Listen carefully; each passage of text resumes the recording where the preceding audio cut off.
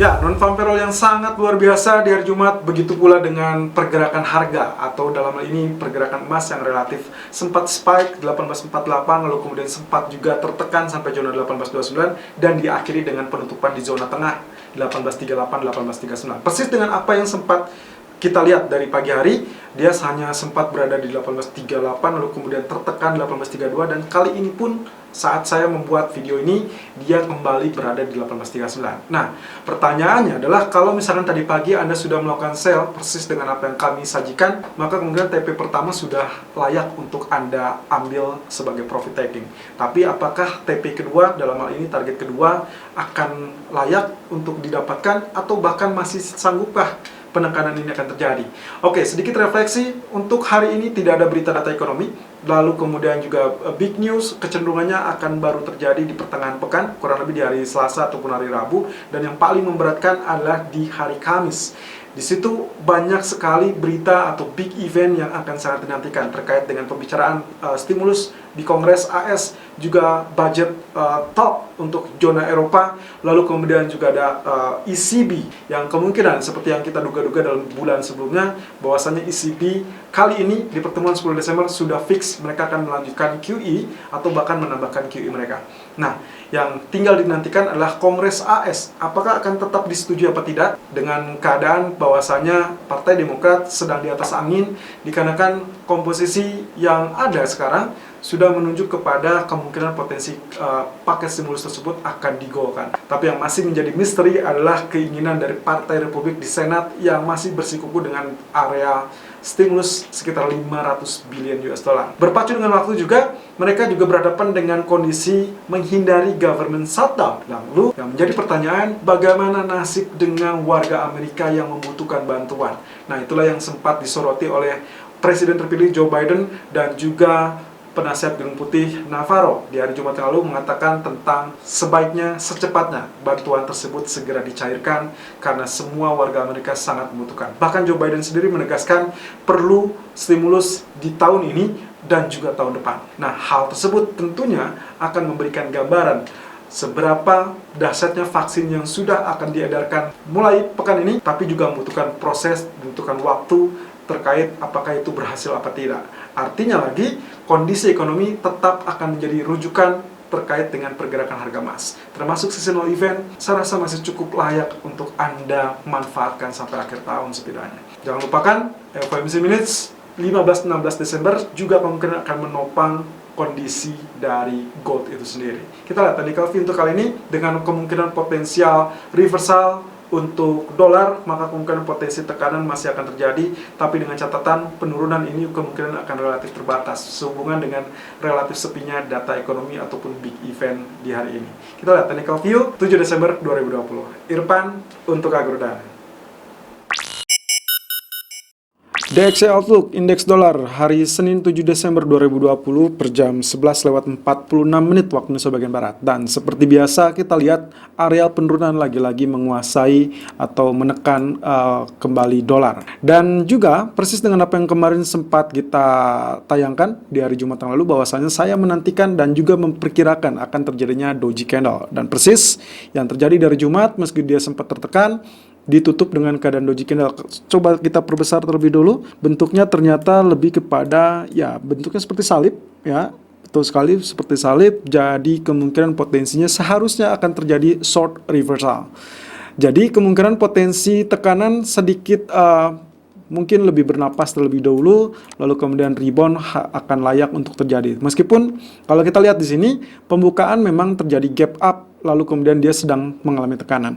Nah, seperti yang juga sudah dalam 2 atau 3 pekan terakhir terutama, Anda bisa lihat di sini beberapa waktu lalu sempat terjadi hal yang sama, terjadi doji candle tapi akhirnya gagal untuk mengalami rebound yang terlampau besar, malah terjadi kembali dengan bearish candle. Nah, sepertinya kali ini pun akan relatif sama. Kalau kita lihat seperti ini, maka potensi kenaikan ini juga akan relatif tertahan di 91.12. Sampai saat ini running price untuk DXY sendiri berada 90.73. Nah, kemudian kalau kita lihat dari grafik H4-nya sendiri, lagi-lagi zona trend line berwarna kuning tetap menjadi pacuan ataupun panduan kita apakah dia sudah mengalami penguatan apa tidak. Karena sampai saat ini seperti Anda lihat di sini, zona kenaikan ataupun running price dari DXY sendiri masih berada di bawah garis trend line. Jadi selama garis trend line ini belum ditembus, bahkan belum konsisten, kalaupun terjadi penembusan seperti ini, maka kemungkinan potensi tekanan akan cenderung lebih dominan. Bagaimana dengan outlook dari H1 sendiri? Kurang lebih relatif sama. Ya, ini adalah garis yang kita gunakan di areal biru, sama juga kemarin juga terjadi spike lalu kemudian tertekan. Kita miss ya, kemarin kita memperkirakan ini akan ada short atau miniatur dari bullish flag. Ternyata dia ke bottom terlebih dulu, lalu kemudian di sini yang kita sebut dengan double bottom. Dia terpantul atau rebound, dan kali ini pagi ini saya memperkirakan sebetulnya short tekanan kurang lebih sampai area tersebut, dan itu persis yang sedang terjadi. Lalu kemudian di rebound, ini rebound yang sangat wajar. Jadi ini area 90.93 akan menjadi resisten yang cukup tangguh karena kemungkinannya dia berhimpitan dengan zona trend line, dan demikian juga dengan historical price. So kita akan lihat intinya adalah penguatan akan terjadi di sisi dolar terlebih dahulu, dan itu akan mengakibatkan penekanan terhadap gold, dan strategi selanjutnya akan kita sesuaikan. Technical view gold 7 Desember 2020 per jam 11.51 menit waktu Indonesia bagian barat, high 1839.50 dan low 1832.80. Running price 1839.10. Oke, congratulations terlebih dahulu untuk Anda yang berhasil memanfaatkan dua sisi up and down saat rilis data non-farm payroll, dan juga termasuk tadi pagi yang sempat kami tayangkan dengan suggestion untuk melakukan sell sampai kurang lebih zona 1833 yang terdekat ataupun 32, dan juga TP kedua. Ternyata TP keduanya belum disentuh, justru tertahan di 1832.80 ya. Oke, kita akan lihat apakah masih layak kita untuk melakukan sell apa tidak. Pertama yang harus kita lihat terlebih dulu tentunya price action berupa candlestick di sini dengan kondisi penutupan di hari Jumat persis dengan apa yang kita sampaikan di video lalu, bahwasanya yang akan sangat layak terjadi adalah doji candle, dikarenakan dalam 2 atau 3 hari terakhir pekan lalu itu didominasi dengan bullish. Jadi kemungkinan potensi koreksi akan sangat wajar ditunggu atau dinantikan. Nah, kemudian karena dia sudah terkonfirmasi dengan keadaan doji candle, ini adalah hanging man, lalu kemudian area kemarin pun dia relatif tertahan di zona 1848, persis juga dengan apa yang kita duga, apa yang kita analisa, ternyata areal yang sebelumnya menjadi support kuat justru sekarang menjadi areal PR yang cukup tangguh untuk kembali melanjutkan kenaikan. 1848, 1852, areal biru ini tetap menjadi areal resisten utama kita sebagai PR untuk kedepannya.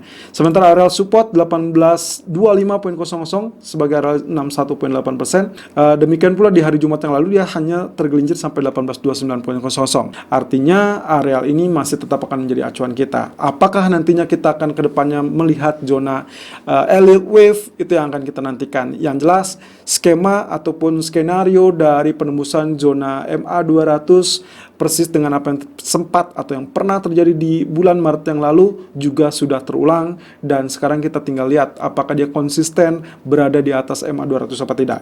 MA 200 untuk hari ini 1804.60, artinya kita memiliki dua support 1825 dan juga 1804. Itu dari sisi daily chart. Bagaimana dengan keadaan dari grafik kampatnya?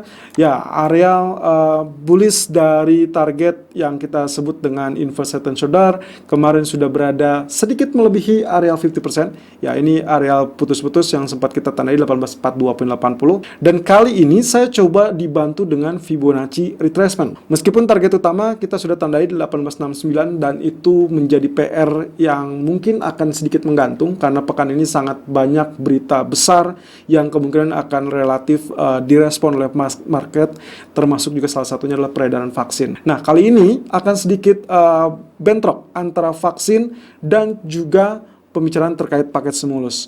Yang jelas ini akan sangat seru, dan kemungkinan kita akan melihat potensinya. Menurut saya, tenaga masih akan disimpan oleh pasar terkait dengan keputusan Fed atau FOMC minutes nanti di pertemuan 15 dan 16 Desember. Oleh karenanya, kemungkinan potensi ini kalau kita lihat atau merujuk dari data non-farm payroll kemarin, seharusnya penurunan hanya relatif terbatas atau relatif singkat. Meskipun lagi-lagi, tanggal 9 November yang lalu, dia sempat mengalami tekanan akibat berita terkait vaksin vaksin Pfizer. Dan itu yang akan kita lihat untuk pekan ini. Apakah akan terjadi hal yang serupa seperti ini atau memang hanya relatif terbatas seperti apa yang sempat terjadi pada Moderna. Otomatis areal resisten 1848, 1852, 1859 atau 1860 dan terakhir 1869 di grafik keempatnya, dan area supportnya sendiri berada di 1828. Ini sedikit berada di bawah area low tadi malam atau Jumat malam 1829.00, dan 38.2% saya soroti di sini kemungkinan area kuat,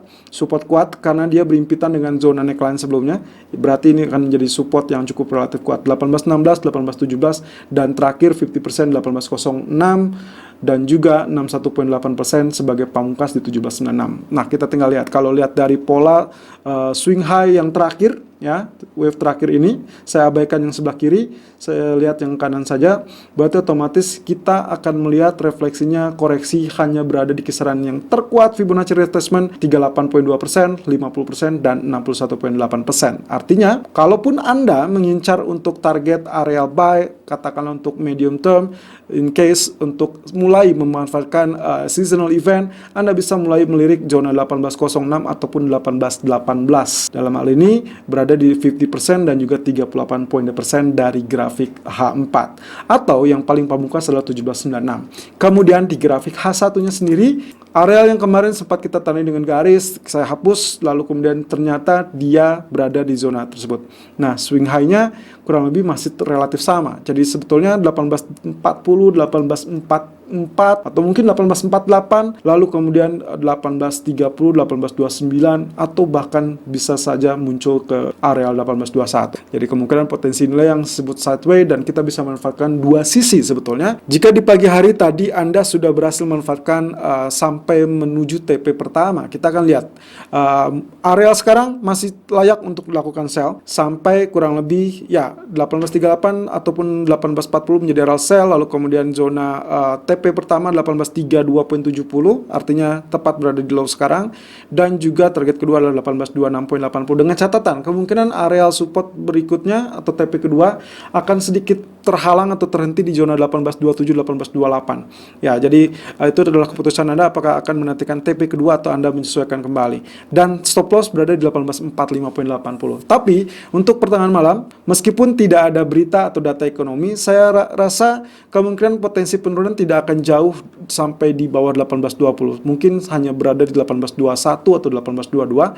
Jadi kalau misalkan nantinya dia sudah terlanjur turun di bawah zona 1828, hati-hati, saya tidak sarankan Anda untuk kembali melakukan sell. Saya lebih prefer Anda untuk mulai melirik kembali area buy. Meskipun kalau kita lihat dari daily chart, saya kali ini berharap 1825 lah yang menjadi perhentian sebagai zona kemungkinan potensial wave kedua untuk area koreksi. Selalu gunakan stop loss dan risk management sesuai dengan equity dan strategi trading Anda. Irfan untuk Agrodana.